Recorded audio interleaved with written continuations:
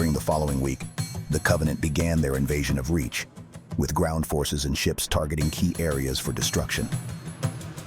In the city of New Alexandria, a major siege occurred between August 18th to August 23rd, resulting in large numbers of civilian evacuation transports being shot down by Covenant forces.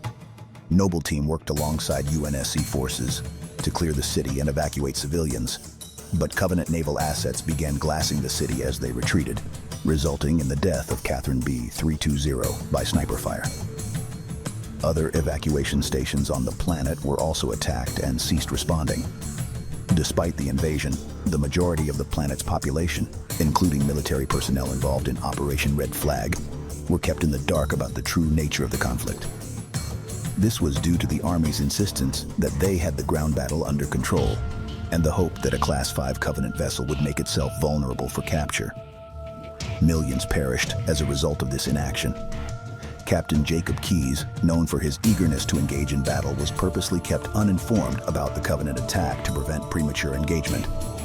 Eventually, he was informed of the situation, but was ordered to keep the crew of the UNSC Pillar of Autumn in the dark. As the battle continued, the ship was stationed over La Batlam, where strange electromagnetic readings were detected from Tyrol. Meanwhile, Noble Team was tasked with destroying the Covenant-occupied sword base in a mission known as Operation White Glove. While in the base, they encountered Dr. Catherine Halsey and helped defend her laboratory from Covenant forces. Noble 6, Carter, and Emil were ordered to transport a fragment of the AI Cortana to the UNSC Pillar of Autumn, while June 266 escorted Halsey to Castle Base on Reach.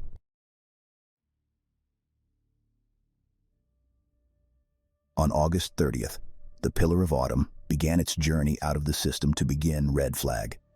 However, the mission was interrupted when a large, combined Covenant fleet, led by Supreme Commander Thel Vadami and his fleet of Particular Justice, was detected exiting slipspace on the edge of the system. Initially, the fleet was mistaken for a large planetoid that had somehow entered slipspace by remote scanning outpost Fermion. The station's commander, Chief Petty Officer McRobb, sent an emergency message to FleetCom and ordered self-destruct to prevent the station's data from falling into enemy hands. This fleet had been drawn to the system by a tracking device that was placed on the UNSC Iroquois during the earlier battle of Sigma Octanus IV, with the intention of using it to find human colony worlds. When the Iroquois returned to Reach, the presence and extent of the human colony worlds was revealed to this new Covenant faction. In orbit over Reach, the Covenant fleet faced off against the outnumbered Epsilon Eridani fleet.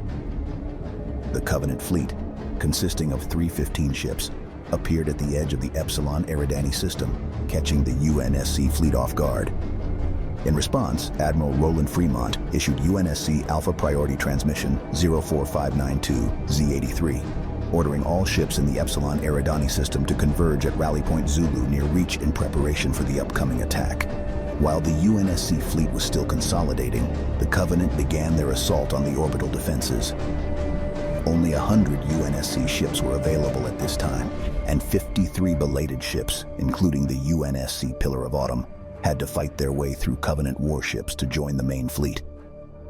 Spartan John 117 recognized the battle as an opportunity to board a Covenant warship and ordered the preparation of a Pelican dropship for potential infiltration. The Pillar of Autumn was able to repel the Seraphs with its point defense guns before destroying a Covenant carrier. Meanwhile, at Rally Point Zulu, 100 UNSC ships, including destroyers, frigates, 3 cruisers, 2 carriers, and 3 refit stations, had gathered to defend Reach. The Covenant fleet made their move towards the orbital defenses, launching a barrage of plasma torpedoes that were partially absorbed by the sacrifice of 3 refit and repair stations. However, this allowed the defenders to return fire and take down a full third of the Covenant fleet using the orbital defense platforms and nuclear mines. The vaporized titanium A armor of the refit stations also acted as a shield to block incoming plasma torpedoes. Despite this success, the UNSC force began to scatter, losing 50 more ships to trailing plasma torpedoes. The MAC platforms managed to secure a further 16 Covenant kills, while the Covenant maneuvered for clear shots around the titanium dust cloud. They were able to take down 18 more ships with MAC guns, followed by another 6. who managed to fire a salvo of plasma rounds that destroyed 5 orbital guns. A previously unknown warship type, armed with a powerful energy projector, emerged and destroyed the UNSC Minotaur and 4 other ships before temporarily withdrawing. After the initial assault that decimated the UNSC defenders and left only 20 ships operational, the main Covenant fleet withdrew to regroup. However, Captain Keyes ordered scans of Reach, which revealed that the Covenant had instead deployed dropships to the planet's poles to launch an invasion. In response, the remaining fleet and supermax divided into 2 groups, targeting the dropships at each pole.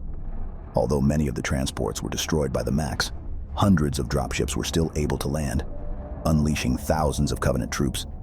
The renewed ground assault quickly destroyed the Fleet Command headquarters, while the Covenant fleet prepared for another assault on the planet. Ships utilized pinpoint slipspace jumps to enter the UNSC formation and attack the ODPs directly. This strategy left them briefly vulnerable, but provided a tactical advantage. The departure of the Spartan teams aboard their Pelicans was immediately followed by the arrival of a Covenant frigate behind the Pillar of Autumn. The cruiser turned around to face the ship, and 2 additional frigates emerged from slipspace to flank the first. A Supermac round took out the first frigate, while the Pillar of Autumn engaged the starboard vessel. The remaining frigate was destroyed by a second Supermac. The 2 enemy frigates retaliated with a barrage of plasma bolts, which destroyed 2 additional platforms and brought the total number of Macs down to 13. The UNSC responded by using their remaining Archer missiles to eliminate several boarding craft attempting to stop John 117 on Gamma Station. The UNSC Herodotus and UNSC Musashi were destroyed by the returning Q pattern battleship, which was beyond the range of the ODPs. In response, the UNSC Pillar of Autumn fired a missile and Max salvo at the battleship, taking down its shielding. The battleship retaliated, severely damaging the Autumn. The Autumn launched a Shiva nuclear device, which detonated inside the battleship's recharged shielding, causing it to disintegrate.